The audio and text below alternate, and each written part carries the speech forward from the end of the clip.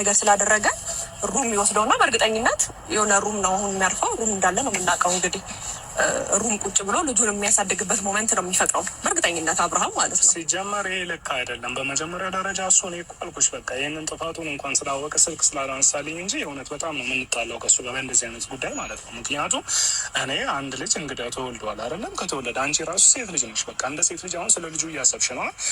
ሩም ውስጥ እንዳይሆን ለልጁ አስቤ ነው ይህንን ያደረኩት። ትናንትና እኔ ሩታ ደውላ ልጅን ይዞ ጠፍቷል ብላ በጣም ይህ እያለች እያለቀሰች ነው የደወለችኝ። እከሳለሁ ብትከስ ራሱ ሀቅ አላት። ገብቶሻል አይደለም? ይሄ ገና ትንሽ ገና ጨቅላ ልጅ ከእሷ ነጥሎ ይሄ ወስዶ ሌላ ቦታ ማስቀመጥ ማለት ለራሱ ሌላ ውስጥ እየገባ ነው ያለው። ገብቶሻል አይደለም? ይሄ ማለት ከቤተሰብ ጋር የሚያነካካ ነገር እንግዲያው ይሄ አስቢ እናት አባቶቻችን ጋር ይሄ ነገር ደረሰ ማለት ደግሞ ሌላ ውጣ ውረድ ውስጥ ሌላ ችግር ውስጥ ልንገባ ነው ማለት ነው። ስለዛ እንደዚህ አይነት ነገር ለምንድን ነው የሚሆነው? ሲጀመር ደግሞ አንቺ የምትቀርቢው ከሆነ ምናልባት እኔ አላውቅም ከማየው አንጻር ምናልባት ሁለታችሁ ከማያቸው አንጻር ምናልባት ትቀራረባላችሁ ብዬ እያሰብኩ ነው። ገብቶሻል አይደል? ስለዛ አንቺ ይህን እንደ መምከር ሲገባሽ መንገድ ማሳየት እንደዚህ ማድረግ እንደዚህ ይሁን ማለት ሲገባሽ አይ የሚያደርገውን ነገር ሁሉ እሺ ብለሽ የምትቀበዩ ከሆነ ልጅም ይዞ ሲመጣ እሺ የምትይው ከሆነ እንዴት ይሆናል? በጣም አስቸጋሪ ነገር ነው። ሲጀመር ደግሞ ልጅ እንዴት ከእናቱ ተነጥሎ ያድጋል? በቃ አንቺ አብርሽን ምናልባት ተናዶ ሊሆን ይችላል፣ ሲመጣ ሌላው ስሜት ውስጥ ገብቶ ሊሆን ይችላል። እነሱ ብዙ ነገር አስበው ሊሆን ይችላል። አሁን ገና አስበው ሊሆን ይችላል በአለም እንጂ የሆነ ያሰቡት ነገር ወይ ያደረጉት ነገር ያየነው ነገር የለም አይደለ? ሄርሜላ ምን ሲያደርጉ አየሁኝ? ምንም ያደረጉት ነገር የለም። ገባሽ? ያንን ነገር እኔ ሳላይ ደግሞ እነሱ ላይ እንደዚህ ብዬ ለመክሰስ ወይ ደግሞ እነሱ እንደዚህ ብሎ ለመፍረድ ለእኔ ይከብደኛል። ገብቶሻል? አሁን እነሱ እኔ በቀደም በጣም ከእነሱ ጋር በጣም ብዙ ጭቅጭቅ ውስጥ ገብተናል። ልጅ የፈለገ ቢሆን አባት ነው። ልጅ ማየት መብት አለው።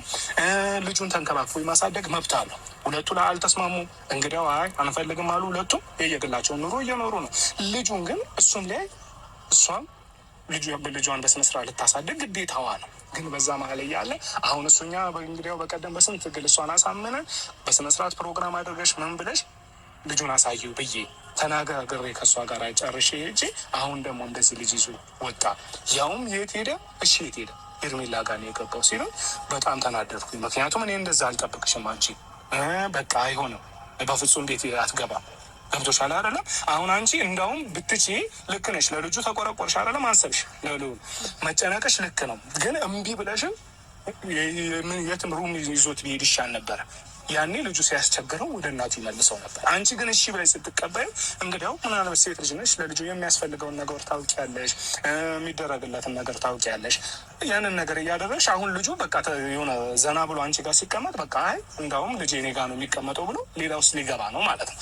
እሷም ደግሞ ሌላ እርምጃ ልትራመድ ነው። ስለዚህ ይሄ ነገር የበለጠ ከቤተሰብ ጋር ያነካካል፣ ሌላ ነገር ውስጥ ያስገባናል። አሁን ይህንን በፍጹም እኔ አሁን ጋሼም እንዲሰማ አልፈልግም፣ ማዘንም እንድትሰማ አልፈልግም። የሩታ እናት አባት በራሱ ይህንን እንዲሰማ አልፈልግም። ምክንያቱም ሌላ ችግር ነው የሚፈጠረው፣ ሌላ ግጭት ነው የሚፈጠረው። ገባሽ? ምክንያቱም ይሄ ገና ሕፃን ልጅ ከእናቱ ወስዶ አንቺ ጋር ማምጣቱ ለአንቺ በራሱ ችግር ነው። ይሄ እንዴት አልታየሽ?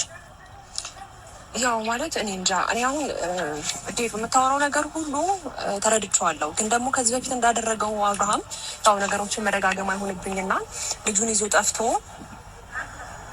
2 ቀን 3 ቀን ሩም ላይ ዳይፐር ምናምን ገዝቶ ልክ እንደ አባት የሆነ የአባትነቱን ነገር አይቻለሁ። ያ ማለት ደግሞ አባት በቂ ነው ማለት ሳይሆን እናቱ እንደምታስፈልገው አውቃለሁ። ግን ልጁ አንዴ እናቱ ጋር አንዴ አባቱ ጋር ተብሎ በመሀል መጉዳት የለበትም ይሄ ልጅ። ለዛ ነው እኔ ልጁን የተቀበልኩትም። ምናልባት እስቲ ከዛሬም ነገም የሆነ የሚያመጣው ሀሳብ ካለ ብዬ ነው እንጂ አማክሬዋለሁ። እስቲ ከካሜራ ጀርባ እንኳን እንዴት ነው አብርሽ ችግር የለውም ወይ ምናምን ብዬ ነው እንትን ያልኩት። እንደገና ደግሞ ልጁ አሁን 5 ወር 6 ወር ስለሆነ በቃ ማለት ብዙም ባያስቸግርም አስቸጋሪ አይደለም እና ያን አለማስቸገሩንም ሲያይ ነው መሰለኝ የሆነ ነፃ የሆነው ማለት ነው። አብርሃምም ነፃ የሆነው አይ ቲንክ ልጁ እንዳልኩ ነው፣ ብዙም የሚያስቸግር ሰው አይደለም። የሆነ አለ አይደል በቃ ዳይፐር ቀየርክለት የሆነ ነገር ካደረግክለት በቃ የሚጫወት ሰው ነው። ይህን ያህል አይደለም። ግን ደግሞ የፈለገ ነገር ቢሆን ምናልባት የእናቱ እቅፍ ሊያስፈልገው ይችላል። እኔ ማደርግለት በቂ ላይሆንለት ይችላል። እኔ በበኩሌ እያደረግኩለት ነው ብዬ ነው ማስበው። ለህፃን ልጅ መደረግ ያለብህን እያደረግኩ ነው ብዬ ነው ማስበው። ግን ደግሞ አንዳንድ ጊዜ ያለ አይደል ህፃን ልጅ ያለ እናት እንትን ሲል የሆነ ነገር ሊመጣ ይችላል። ግን ደግሞ በአብርሃምን በኩል እንዳልኩ ነው በጣም ተንኮል እየሰሩበት የሆነ ማይሆን ነገር እንዲያስብ የሚያደርጉት እነሱ ናቸው። ምክንያቱም ይሄ ልጅ እሷን ፍለጋ ወይም ደግሞ ህይወቴን ላስተካክል ከአንቺ ጋር ያለኝን ነገር ላስተካክል ብሎ አይደለም እየሄደ ያለው ህይወቱ ላይ ማይሆን ሰው